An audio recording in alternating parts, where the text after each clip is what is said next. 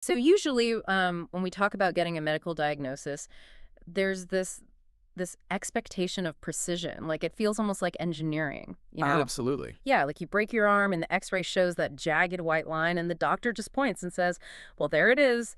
The bone is broken." Right. It's very binary. It's visible, it's quantifiable, and honestly, it's comforting. Comforting. How so? Well, we just have this inherent psychological need for things to be easily categorized into, you know, broken or not broken. It makes the world feel manageable. Yeah, that makes total sense. But what happens when the diagnostic machine we use to fix society is actually the thing making us sick? Oh, man. Yeah. Right, because you step into the world of human meaning making, and suddenly that clean X-ray machine is just completely shattered. So today we're taking you, the listener, into a deep dive that looks at a very thick stack of research. And this research is attempting to diagnose one of the most destructive forces in human history. Racism. Exactly, racism. But we are not doing the standard conversation here. No, definitely not. If you're listening to this right now, you might even be feeling a little spike of defensiveness. You might be thinking, I don't do this, I treat everyone as individuals. But our sources today, they argue that this really isn't about individual moral purity. And that framing is just critical Mm. because typically society discusses racism almost entirely as like a defect of the heart. Right, like a character flaw. Exactly. It gets defined as hatred or just a flaw in individual character. And I mean, sure, hatred is certainly the most visible violent symptom of it. But framing it only as hatred, that actually misses the underlying mechanics. Because if we just label it as hatred, then the only prescription we can really offer is just, hey, be a nicer person. Right. And we've been trying that for centuries, Yeah. and it clearly hasn't dismantled the structure. Because you really can't out-nice a broken operating system. No, you can't. And that is exactly what we're looking at today. We're examining racism as a profound architectural failure. A structural breakdown. Right, a breakdown in how the human brain processes meaning, how it categorizes the physical world, and how it interprets reality. It's basically a broken sorting system inside the human mind. And to map out this broken sorting system, our sources introduce this really fascinating analytical framework. They call it the 4DP. 4DP, which stands for target, truth, totally, and title. Right. And we are going to spend a lot of time breaking those four pillars down today. But the core premise here is that this framework allows us to examine racism not as some natural biological reality, but as a counterfeit architecture. A counterfeit architecture. I love that term. Yeah, we're looking at the actual cognitive blueprints of how we build these fake worlds and why we defend them so fiercely. Right. So I want to start at the very bedrock of this blueprint, because before we even touch the concept of race, we have to look at how you, me, and everyone else listening uses concepts in the first place. Yeah, we have to establish the baseline. Exactly. And the sources draw a really hard line between the physical world and the invisible maps we invent to navigate it. The phrase the text uses, which is great, is meaning is not matter. Meaning is not matter. Okay, unpack that. So think about the cognitive evolution of a human being. We are constantly bombarded with billions of bits of raw sensory data every single second. Just a fire hose of information. Right. And raw sensation alone, like just reacting to a sound or a temperature or a visual shape, that doesn't scale into a civilization. Because you can't build a society if everyone is constantly renegotiating what every single object means. Exactly. Society cannot function that way. So the brain uses heuristics. We build meaning through architecture. We invent categories, borders, laws, metrics, currencies. We create words like debt Yes. or marriage, tax, misdemeanor, and none of these exist in physics. No, they don't. Like if you drop a microscope on a piece of paper, you are not going to find a tax. It's just an agreement. It's an incredibly useful agreement, though. These concepts allow for the coordination of millions of minds across vast distances. Right. If I invoke the concept of tomorrow or property, you can orient your behavior in a predictable way. The architecture works. But, and there's a big but here. Oh, yeah. The catastrophic failure begins when society grants these invented concepts what the author terms false sovereignty. Okay, let's pause there. False sovereignty. So meaning we treat the concept like a king, we act like it rules over us rather than the other way around. Spot on. We elevate a useful tool of coordination into the domain of physics. We start treating human-made rules as if they were independent forces of nature, like gravity or thermodynamics. Wow. And when we do that, the text outlines 3 specific cascading failures that corrupt a society. Okay, let's walk through those. So the first is the displacement of responsibility. Oh, this is when people use language that hides the human hand. You hear this on the news literally all the time. Give me an example. Like, the market decided, or the algorithm did it, or, my favorite, the economy demands a correction. Yes. Listen to the verbs in those sentences. Huh. The market decided. It personifies an abstraction to completely conceal actual human agents Because it hides the fact that actual people programmed those algorithms. with specific biases. Right. Actual people arranged the tax codes of that economy, and actual people are currently benefiting from those specific placements. But the language creates this fog of grandeur. Exactly, which completely paves the way for the second failure, which is passivity. Because if the economy is a force of nature, like a hurricane, you don't negotiate with a hurricane. No, you don't. You don't ask a hurricane why it's blowing. You just board up your windows and suffer through it. Right. And the psychological mechanism of this passivity is fascinating. If an abstraction is imagined as, like, descending from the sky, Yeah. the human brain just stops spending cognitive energy examining the constructed mechanisms beneath it. We just stop asking questions. Right. We stop asking, well, who wrote the rule? Who defined this specific threshold of poverty? Who is enforcing the scarcity? The concept basically becomes a throne, and we become its ceremonial servants. We just accept the weather. And then the third failure, according to the sources, is the most damaging. They call it emotional submission. Yeah, this is where we start defending the prestige of the concept, even when its real-world implementation is physically destroying people. That is so dark. It is. We preserve the sanctity of an abstraction like efficiency or protocol, while actual human lives become completely unlivable under those protocols. We defend the symbol while the human bleeds. And to cut through this fog, the source introduces this amazing diagnostic tool. They call it the meteor test. I love the meteor test. It's so good. I want you listening to really visualize this because it clarifies the concept instantly. So imagine a massive extinction-level meteor is hurtling toward Earth. It's on a direct collision course. Right, into the world scenario. Yeah. And the meteor test asks you to look at any revered abstraction you hold dear and ask, what exactly in the chain of material physics does this concept itself do to the meteor? And we aren't asking what the concept organizes or incentivizes. We're asking what the concept directly does to the rock. And the answer is absolutely nothing. Nothing. The economy cannot alter the trajectory of a meteor. Your credit score cannot deflect it. National pride cannot slow it down. Right. A legal fiction cannot intersect with a physical object. Now, sure, those concepts will absolutely dictate how humans organize their material response. Like who gets a seat in the underground bunker. Exactly. Who gets a seat, who funds the telescope, who is left outside to burn. But the concept itself does not enter the physical collision. It enters the physical world only through material translation. Human beings must physically act, move, and build on behalf of the concept. The concept has no hands. The concept has no hands. I love that. But let me play the skeptic here for a second. Sure, go for it. Because if I'm listening to this, I'm thinking, okay, these concepts feel incredibly real because they have life or death power over me every single day. They absolutely do.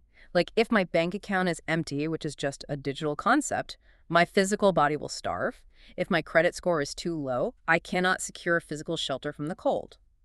So isn't treating them as just concepts or just invisible maps a bit dismissive of their actual brutal power? That's a fair pushback. I mean, think about the GPS on a smartphone. If the GPS says turn left into a lake, the map is just pixels. It's not the terrain. But if you obey it, you still drown. Right. That is a crucial distinction to make. And calling something a concept does not mean it is powerless. It means its power is derived, not inherent. Derived. Okay. Your GPS analogy actually gets right to the heart of the mechanism. The map is not the terrain.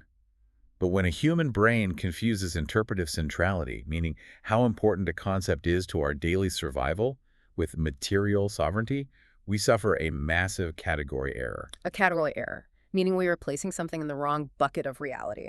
Yes. We forget that the map only has power because human beings have arranged a system of absolute obedience around it.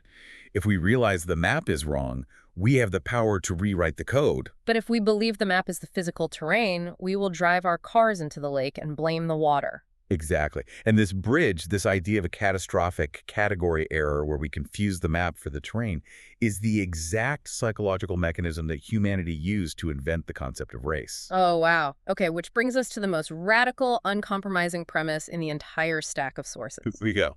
The text states, there is no human race but the human race. Humanity is a single species.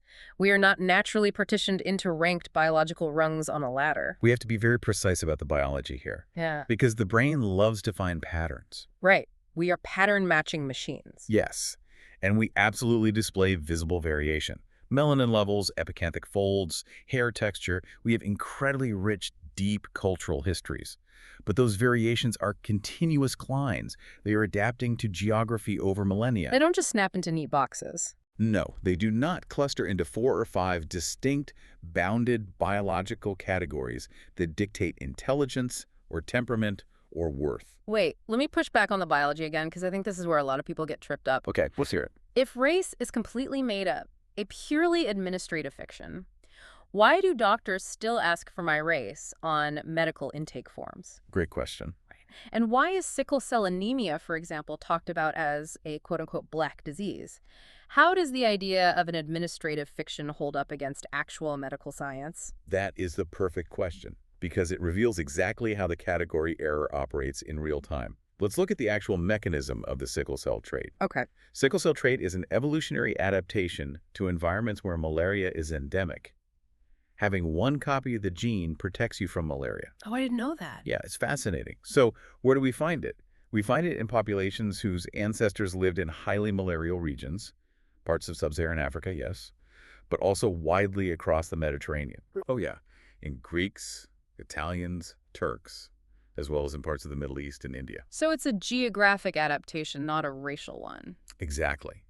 But because American history violently extracted people primarily from West Africa, and then created an artificial social category called black to justify their enslavement, the medical system lazily adopted that social category as a proxy for the geographic reality. Oh man, that is wild. Right, so a doctor using race as a proxy might completely miss a sickle cell diagnosis in a white-presenting patient of Greek descent, while simultaneously over-testing a black patient whose ancestors came from a non-malarial region of Africa. So the social map is actually blinding us to the biological trend. Precisely. It steals the explanatory work. It takes a complex biological reality adaptation to malaria over thousands of years and just slaps a lazy color-coded sticker on it. The sources referred to race as an imposed administrative fiction. Yes. It is what appears when interpretation becomes impatient. Impatient interpretation. I love that phrasing. Right. Because people see genuine variations in the world. They see different cuisines, different speech rhythms, different adaptations to historical trauma, different wealth accumulations. But instead of doing the hard, patient work of tracing those differences through complex cultural, historical, and economic processes, the mind just takes a shortcut. It's cognitively cheaper. It is. It's like looking at a massive, beautifully complex library of human history. You walk in, you see millions of books detailing migration, colonization, state violence, cultural synthesis, environmental adaptation, and artistic triumph. And it's overwhelming. It's totally overwhelming. You panic because it's too dense. The cognitive load is just too high to read it all. So what do? You just dump everything into 5 color-coded bins in the lobby, and you proudly pretend you've organized the world. That is a brilliant analogy. And then the tragedy is you start believing those bins grew naturally out of the ground. Yeah. The text points out a really glaring contradiction about our modern world. Think about our technological capability for a second. We have instruments currently orbiting other planets. We can edit the human genome. We have instantaneous global wireless communication. We are unbelievably technologically advanced, yet we remain interpretively primitive. Interpretively primitive. Yes. We allow a skin-level cue to trigger stale civilizational assumptions. We have vastly outpaced our own moral architecture. So if we know this, if the biology proves the bins are fake, what is the actual psychological mechanism inside the human mind that forces us to keep using them? Like, how does the brain actually execute this shortcut? The sources define this mechanism structurally as false compression. False compression. Right. Racism is at its core an act of false compression. To understand how this works, think about the irreducible density of a human being. It's massive. It's staggering. A single person is a moving convergence of history, memory, temperament, discipline, choices, trauma, and imagination. You are a universe of variables. And my brain, when it meets you, doesn't have the processing power to compute all your variables instantly. Right, so the brain naturally relies on cognitive heuristics, mental shortcuts to assess threat and familiarity. But false compression weaponizes this heuristic. How so? It takes all of that staggering human density and violently compresses it into a lazy visual code. It looks at a visible trait like skin tone and says, this single data point will stand in for the entire person. I now know your temperament, your intelligence, your danger level, and your worth. So it collapses a 3D human into a 1D stereotype. Exactly. And once you do that, you've built what the sources call a distortion engine. Let's really break down the mechanics of a distortion engine. Once a category is treated as an essence, it fundamentally alters how your brain processes incoming data. The category filters your perception before the person even arrives in the room. So it's like confirmation bias on steroids. Oh, absolutely. So if you falsely compress someone into a category of, say, dangerous, then completely neutral behavior like reaching for a wallet or walking briskly is suddenly read through the distortion engine as an aggressive threat. Exactly. And conversely, if someone from that falsely compressed category displays excellence or brilliance, the distortion engine categorizes it as a bizarre exception. Right, rather than evidence that the category itself is flawed. Right. And most tragically, when people in a targeted category suffer, the distortion engine processes that suffering as deserved or natural. Wow. The engine literally rewrites reality to protect the false compression. And this distortion engine isn't just a metaphor for personal bias. The sources actually provide a massive historical case study to prove that supremacy, this engine of false compression, isn't just a moral failing, it is a fatal strategic liability. Yes. The text analyzes Adolf Hitler's military strategy during World War II to show how the fiction of supremacy literally destroys the person using it. This is such a brilliant application of the concept, because we usually analyze World War II through the lens of logistics, production, and troop movement. Tanks and planes. Right. But the sources ask us to look at the cognitive architecture of the Third Reich. Hitler's strategy was fundamentally self-defeating because his entire military apparatus was running on the operating system of false compression.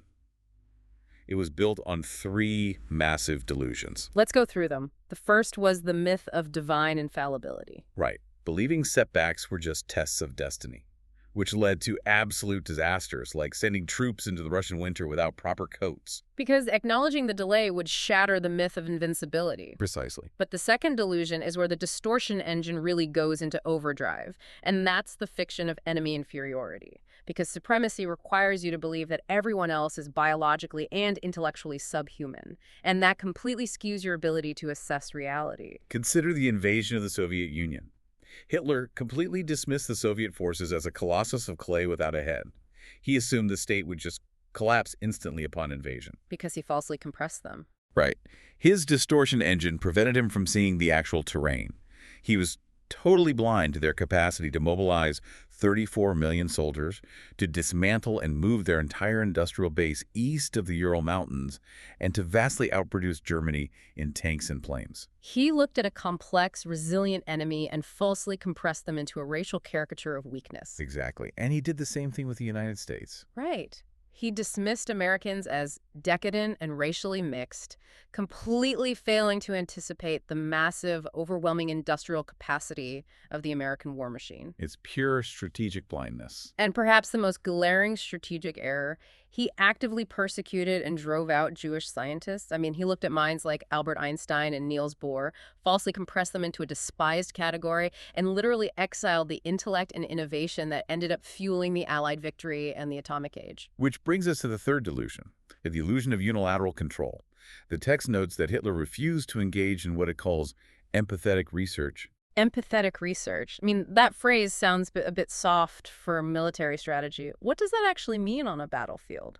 Well, it doesn't mean feeling sympathy for your enemy.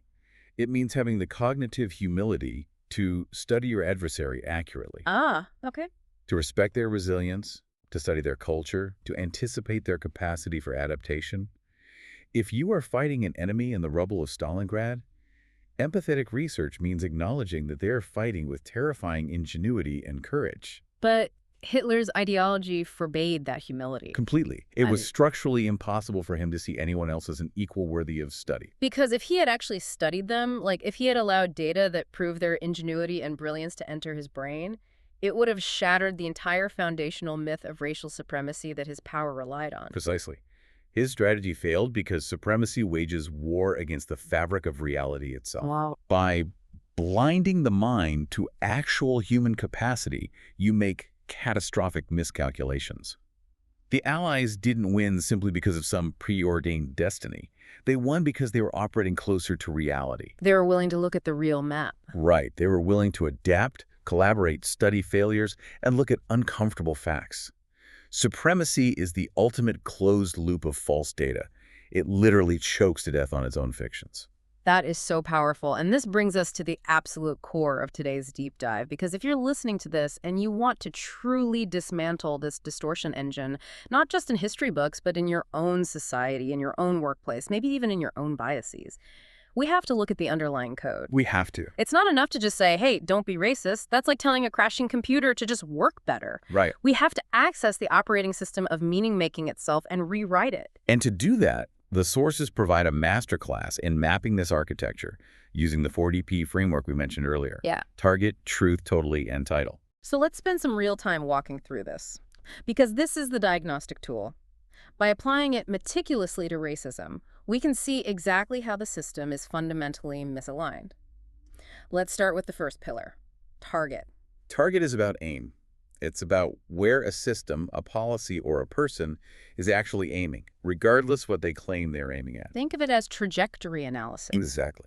When we apply the pillar of target to racism, the analysis reveals a very uncomfortable reality. Racism survives not because it is factually true.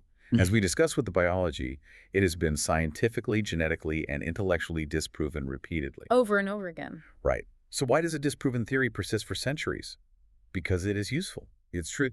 Target is utility. Utility for who? Like, how is it useful? It is useful for those who benefit from the arrangement it creates.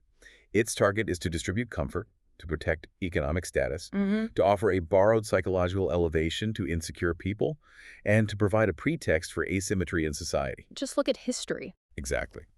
When political actors needed to maintain voting power or control labor, the legal definitions of who counts as what race magically shifted to accommodate that need. Right, the definitions changed whenever it was convenient. The target was always power and resource extraction. The racial categories were just the tools invented to hit that target. So if the target is advantage and utility, then spending all our time debating the quote-unquote science or the logic of race with someone entrenched in the system is falling into a trap. A massive trap. Because the system doesn't actually care about the science. Exactly. You are bringing biological facts to a fight about economic and psychological power. You have fundamentally misidentified the target. Wow. You're trying to logically disprove a system that is aiming at utility. Once you realize the target is utility, you stop arguing with the map and start looking at who is profiting from the terrain. Which perfectly leads us to the second pillar, truth. Truth. And truth, in the context of this framework, isn't just a binary of like, did you tell a lie today? It's about radical self-honesty. It's about seeing reality without distortion. Right. And the sources argue that racism relies on massive, institutionalized societal self-deception. Specifically, it relies on confusing arrangement with nature. Yes. Let's break down the mechanism of this deception. Think about the material world and historical policy. Imagine a specific population in a city. Over the course of 5 generations, this population is subjected to redlining. Meaning they are legally denied access to mortgages and capital. Right. And because local schools are funded by property taxes, their underfunded neighborhoods produce schools with fewer resources. They are overpoliced due to historical biases, leading to higher incarceration rates, which then removes wage earners from homes. That is an arrangement. It is a highly specific, historical, structural placement of bodies and resources. Yes, it is a design. But what the distortion engine of racism does is look at the resulting disparities of that arrangement, the unequal outcomes in wealth, test scores, or health, and deceptively calls it natural inferiority. Right. It looks at a community starved of capital and says, see? They just don't have the natural aptitude for business. It looks at a community with underfunded schools and says they just don't value education. It completely skips the causal chain. It's like breaking someone's legs, forcing them to run a marathon, and when they come in last, you point to the scoreboard and say, proof, they are naturally slower runners. That is the exact deception of the truth pillar.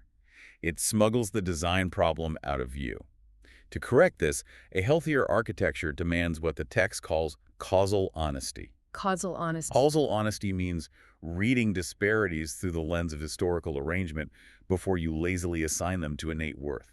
You have to be honest about the fact that the terrain was engineered. That causal honesty is so necessary, but it requires so much more cognitive work than just glancing at the scoreboard. It really does. Okay, the third pillar is totally. Totally is the pillar of completeness. And the academic term the sources use here is dimensional homonymy. Stop right there. Dimensional homonymy. That sounds like a concept from a theoretical physics textbook. What is the actual mechanism of that? Let's translate it. Homonymy refers to words that sound the same but have different meanings. Like bark on a tree versus a dog's bark. Exactly. In this context, dimensional homonymy is the ability to see all the layers, contexts, and dimensions of a thing without collapsing them into a single, flat meaning. It's the capacity to hold multiple truths about a complex entity at once. So violating this pillar means collapsing the dimensions. Right. Let's use an analogy. Imagine I hold up a modern smartphone. If I look at it and say this is just a flashlight, I am factually correct that it emits light. Sure. But I am completely denying the totality of the object. Yeah. I'm ignoring the supercomputer, the high-definition camera, the global communication network, the archive of memories inside it. By flattening it to just a flashlight, I am misusing it, and I am blind to its actual capacity. And false compression does this to human beings. Racism fundamentally violates the pillar of totally by collapsing a multidimensional, historically dense human being into a single, flat, visual dimension. It denies the totality of a human life. It looks at a person and says, you are not a complex convergence of history and potential.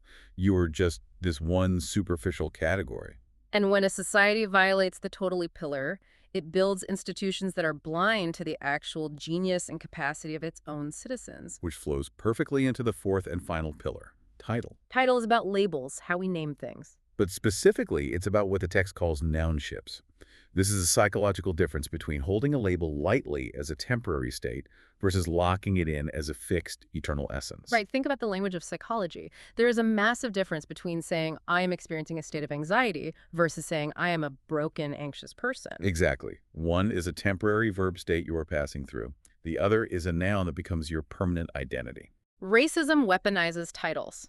It takes temporary modes or cultural inheritances or imposed administrative fictions, and it turns them into inescapable, lifelong biological prisons. It turns states of being into nouns. The poor, the criminal, the other.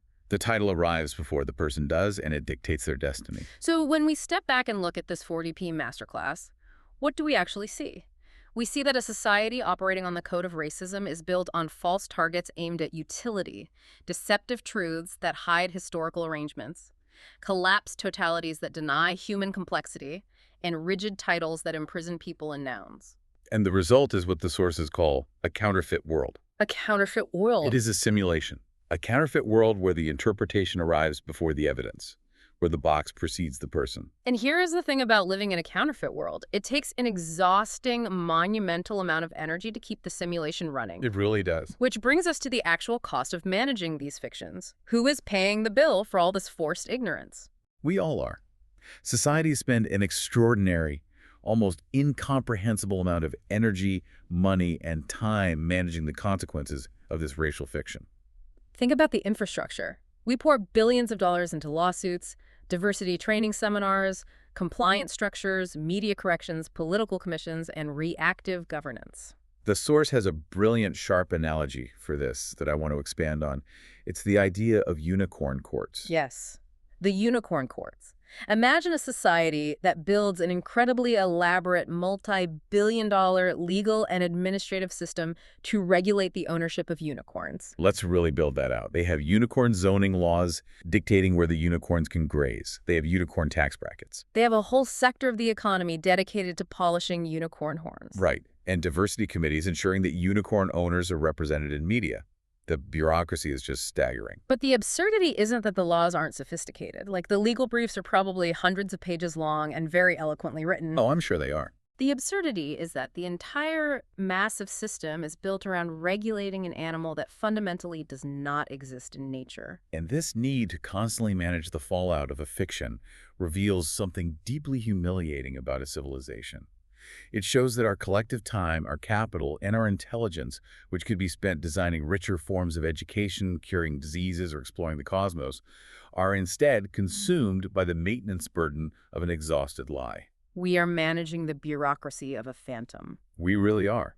And the sources actually apply this concept of societal management to a very contemporary issue, the Black Lives Matter movement.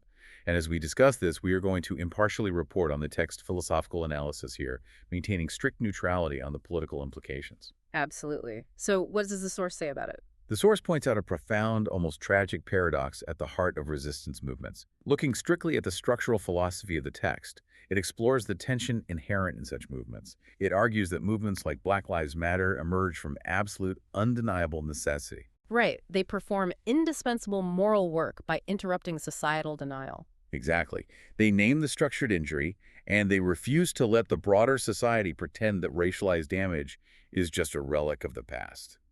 The physical harm is materially real, unequal vulnerability to state violence, unequal exposure to poverty, and it must be addressed. But the paradox the text highlights is the vocabulary of the resistance itself.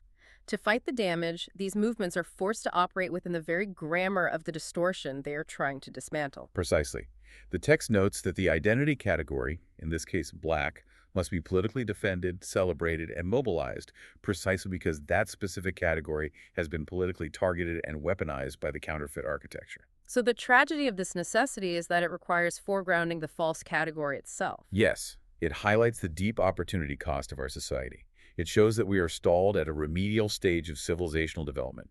We are still forced to organize our justice discourse around the very administrative fictions that cause the harm in the first place. The deeper goal, the text suggests, the evolution we must strive for, is moving toward a society where identity is honored as lived history, as rich cultural memory, but is no longer treated as the primary, inescapable container of human meaning. That is the ultimate goal. Which leads to the most practical, urgent question of this entire deep dive. Okay, let's hear it.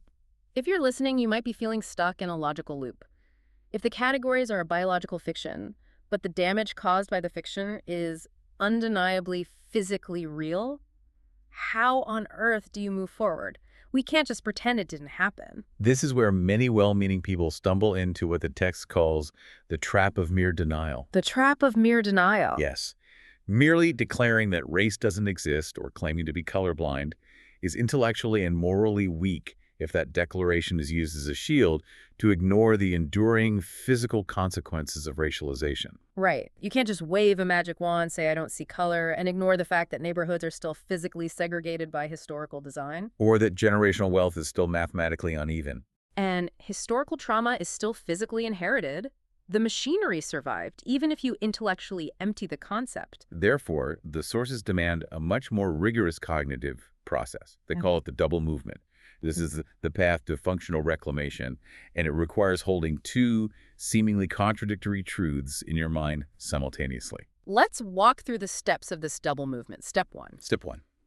You must deny race its ontological dignity. Okay, ontological dignity. Translate that for us. Ontology is the study of being, of what fundamentally exists. To deny race its ontological dignity means you fundamentally reject the biological fiction. You refuse to believe that humanity is naturally ranked into distinct biological kinds. You strip the concept of its false sovereignty. But you don't stop there, because if you stop there, you're just colorblind and ignoring the damage. So, step two. Step two.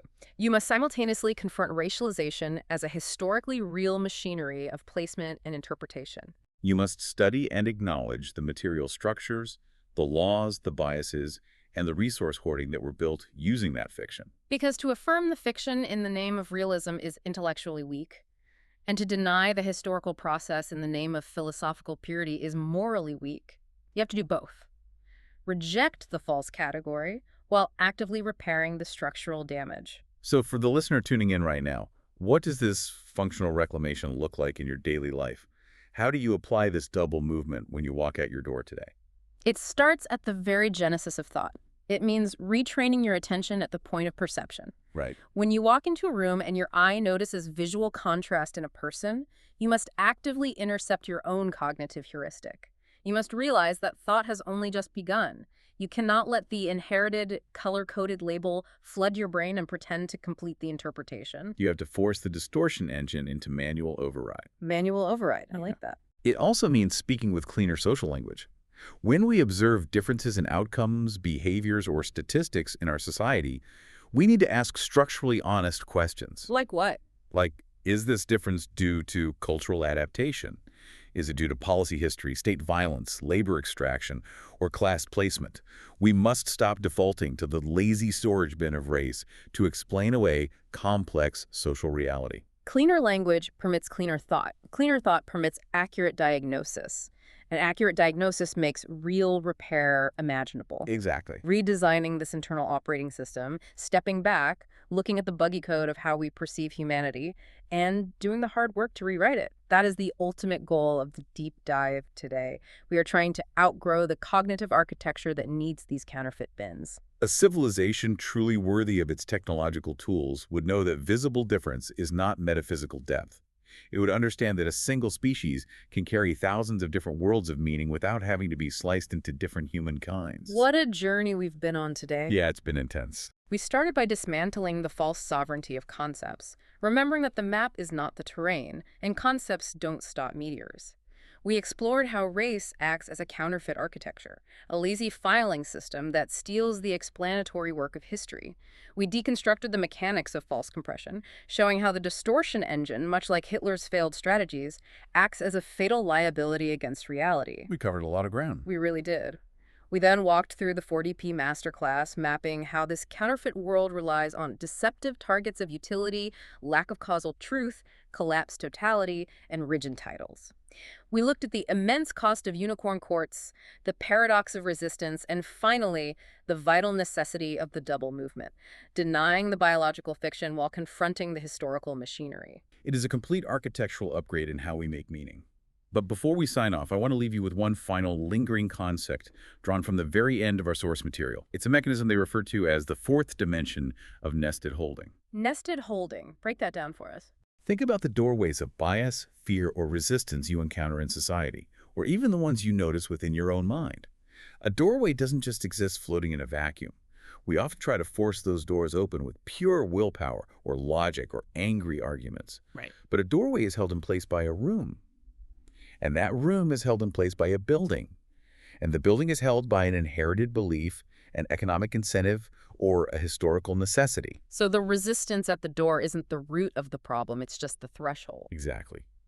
What if, instead of just exhausting yourself fighting the threshold of racism on the surface, you started asking structural questions?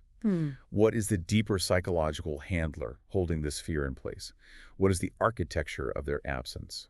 What deeper unspoken belief about worth or safety or artificial scarcity built the room that requires that specific door to remain locked? When you understand the nested holding, you stop fighting the doorway, and you gain the power to redesign the building. That is a profound question to take with you today. Thank you for joining us on this deep dive. We encourage you to step out into the world today, not just as a passive observer reacting to the fictions around you, but as the conscious architect of your own meaning. Until next time.